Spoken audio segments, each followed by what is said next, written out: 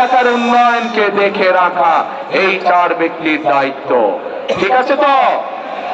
ইনশাআল্লাহ। বসেন আপনারা।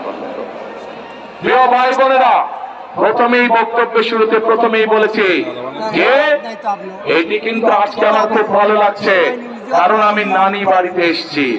কিন্তু নানি বাড়িতে কিন্তু আপনারা আমাকে বললেন দিবেন, কি দিবেন? ভোট দিবেন। আরেকটা কথা, এই দিনাজপুর অঞ্চলের প্রধান ফসল কে? পাল্টা ভাই, এই অঞ্চলের প্রধান ফসল যখন ধান, সেই ধানের জন্যই তো আমি আপনাদের কাছে সমর্থন চাইছি, সেই ধানের পক্ষেই তো আমি সমর্থন চাইছি। কাজে দিনাজপুরের মানুষের প্রধান ফসল ধান, আর আমাদের মার্কা হচ্ছে ধান বা ধানের শীষ।